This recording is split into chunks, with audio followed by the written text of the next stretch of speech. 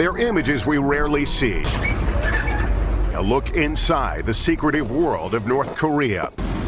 It began on our flight into the country.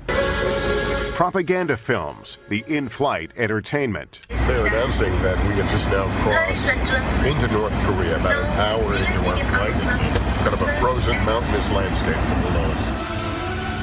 The next day, we're taken from our guest house through the capital streets. Government escorts determine where we can go, watching and listening to every move. Pictures shot without permission, certain buildings, groups of people, military, we are told to delete. We're passing through central Pyongyang now. It's about 8:30 on a Sunday morning here. Lots of people out walking. We see them on the bicycles. What we don't see are a lot of cars on the road. This city filled with murals and signs, images of the Kim family, which has ruled this country since its founding. This one saying, "Let's achieve new victory." A reminder, North and South Korea are still technically at war. But now, the Olympic breakthrough. We are taken to a ski resort 4 hours outside Pyongyang, a source of immense pride for a country trying to present a new and modern face to the world. While most in this country are believed to live in poverty, this appears to be a getaway for the North Korean elite. And now, it's one of the sites where North and South Korean athletes will train to compete in the Olympics under a united Korean flag. They will also have a joint women's hockey team.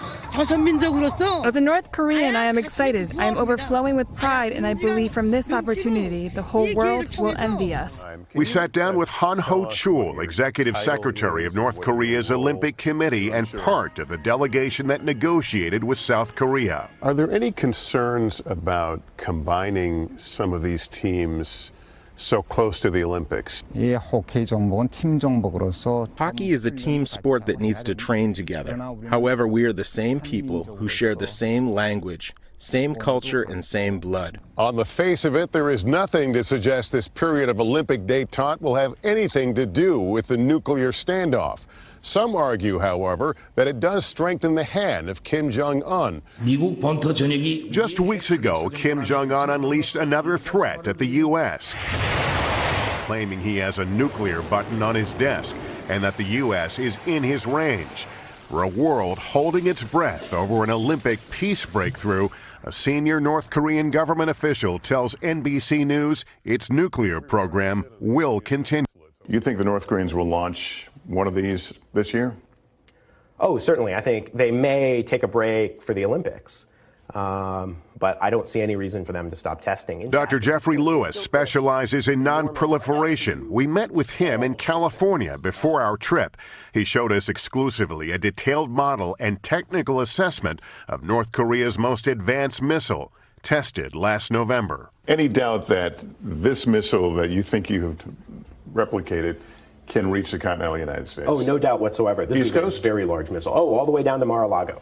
North Korea has been hit with punishing sanctions, but Lewis showed us new commercial satellite photos that suggest they may be illegally exporting coal. The U.S. says the sanctions are hurting North Korea. On the ground, people are defiant when asked about the nuclear standoff. Because we have our dear Supreme Kim Jong-un, we have no fear and are always ready. If the U.S. is firing at us, even though we love peace, we are not fearful. For people in the United States who will see this, what do you want them to think about the DPRK? Even though those people are sanctioning us to make our life hard, we will still pull together to make our country strong. We are not the people the Americans think we are. But it's impossible to know what people on the street really think, with government officials listening to our conversation. The answer's similar to the official party line. The inescapable thought as you walk through the streets of North Korea is the question of how can the United States head off a nuclear confrontation? The fact is North Korea is now a nuclear power, unwilling to relinquish that power. And how we deal with that reality remains one of the most critical questions of our time.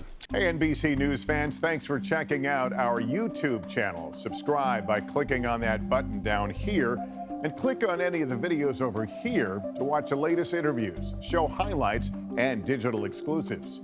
Thanks for watching.